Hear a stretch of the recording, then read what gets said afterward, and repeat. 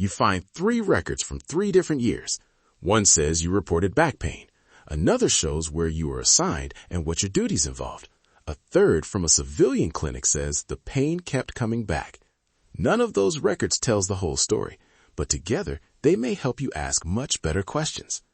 That is exactly why military records can be useful and easy to misunderstand. Welcome to the Veteran Benefits Reset Podcast, where we help veterans and their families better understand the VA disability benefits process one step at a time. I'm your host, Cameron Burrell, a U.S. Army veteran and founder of VetBiz Media. Today, we're talking about 2 important record groups, service treatment records and personnel records. We'll look at what they may contain, what they may not answer, and how to organize them before you speak with an accredited professional. Here is the idea I want you to keep with you. Your records are not a verdict in a folder. They are a map.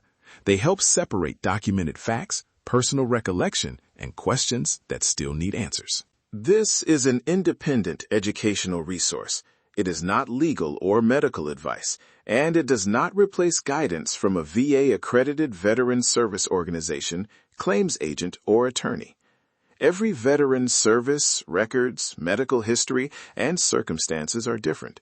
Procedures and requirements can change, so verify current information through official VA resources. Think of today's episode as preparation for a better conversation, not as an answer to an individual claim. Veteran to veteran, the goal is simple: facts over frustration and education before action.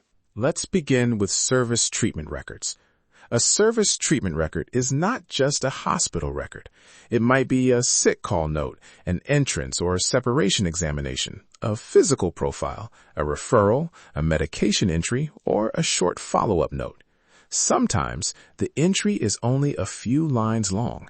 That does not make it meaningless, and it does not make it conclusive. Start with 3 questions. What was reported? What was observed or treated? And was there a follow-up?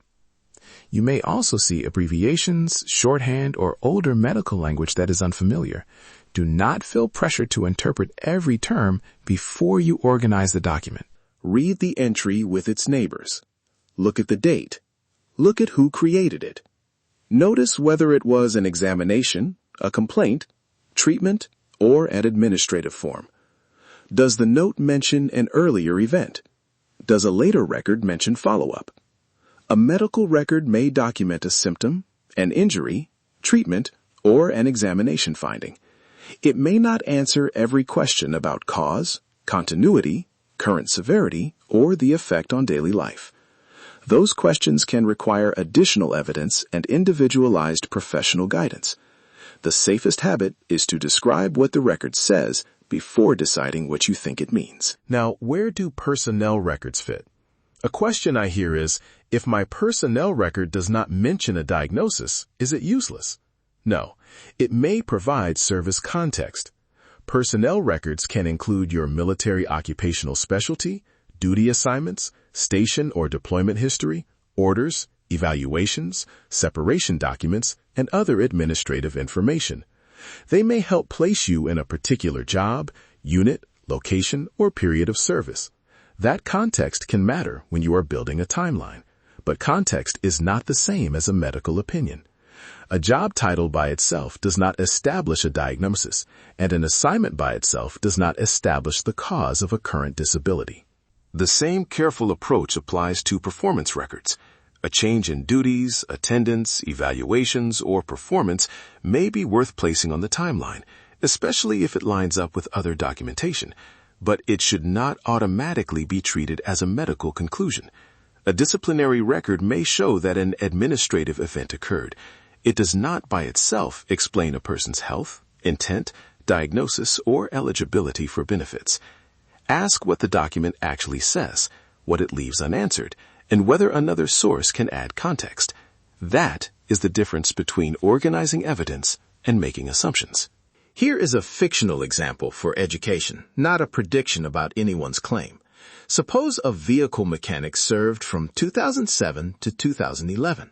In 2009, a clinic note mentions low back pain. A personnel record places that mechanic in a maintenance unit during that period. The separation paperwork is available, but it does not answer every question. In 2016, a civilian provider records recurring back symptoms. Notice what we have: a service event or symptom, service context, a separation point, and later medical information. Notice what we do not have: one magic document that explains everything. The responsible question is not, does this guarantee an outcome? It is, what is documented at each point, and what still needs verification? Put that example on one page. Write the date, or an approximate period. Then write the event or symptom, the record connected to it, and one follow-up question. For the mechanic, the first line might say, 2009, low back pain reported at a military clinic. Clinic note located. Question about whether there was a referral or later visit. Another line might say, 2007 to 2011, maintenance assignment. Personnel record located. Question about exact duty dates. A later line could say, 2016, recurring symptoms documented by a civilian provider. Medical record located. Question about how the provider recorded the history. Use neutral words such as documented, reported, located, and question. Be careful with words such as proven, guaranteed, or caused unless a qualified professional has explained how those conclusions are supported. Your timeline is not a legal brief. It is a clarity tool. It helps you see where memory and documentation agree, where they differ, and where there may be a gap. Your records are a map, not a verdict. That idea becomes especially important when the map has missing pieces. Missing records are common enough that you should plan for uncertainty without assuming the worst. A document may be stored under a different name, held by another facility, transferred between systems, or connected to a different period of service. Name changes can affect a search. Reserve and National Guard service may involve records tied to different types of duty or different custodians. One collection may not contain every period of your military or medical history. A missing document does not automatically end the conversation, and it does not automatically prove the opposite conclusion. Write down what is missing, what you know about its date and location, and what source might have it. When you speak with a VA-accredited VSO, claims agent, or attorney, bring specific questions. You might ask, which type of record am I looking at? What does this document actually establish? What remains unanswered? Are there records from another unit, facility, service period, or agency that should be checked? If a record cannot be located, how should I document the search? And what current official resource should I use to verify the procedure? You do not need to wait until your file is perfect. Bring what you have, identify what is missing, and separate your recollection from the document itself. Once you know what you are looking at, here is an easy way to keep the papers from becoming a pile again.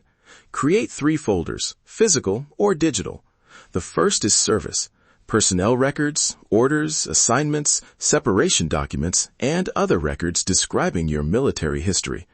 The second is medical, service treatment records, examinations, profiles, referrals, and treatment information. The third is post-service, civilian medical records, employment information that may describe changes in functioning, and other relevant documents. The folder names are not magic. Use a different system if it works better. The important thing is that you can find the document again. Then make a one-page index. Use 4 columns: date, source, subject, and follow-up question. The date can be exact, or it can say approximately 2009 or during summer training. The source might be a military clinic, personnel file, civilian provider, employer, or official agency. Keep the subject short: back complaint, maintenance assignment, separation examination, or later treatment. The last column is the most useful. It turns a document into a next question. Do you need to find a related visit? Confirm whether a file is complete. Ask an accredited representative how this record fits with the rest of the timeline. Before you interpret anything, preserve the document. Keep the original paper or save the original digital file. If you scan a page, make sure the date and source are visible. Use a consistent file name, such as year, source, and subject. Then place it in the appropriate folder and add it to the index. Organize, verify, execute. In this context, execute does not mean rush into a claim or predict an outcome. It means take the next responsible action based on information you have checked. A few mistakes are easy to avoid. Do not search only for dramatic events and overlook routine entries that show a pattern. Do not treat a personnel record as a medical opinion or a medical note as an automatic explanation for every later problem. Do not search one source and assume that no result means no record exists anywhere. And do not wait for a perfect file before asking a qualified professional a question. Start with 5 records. Add them to your index. Let the questions guide the next search. If you are reviewing an older VA decision, this same method can make the file easier to discuss.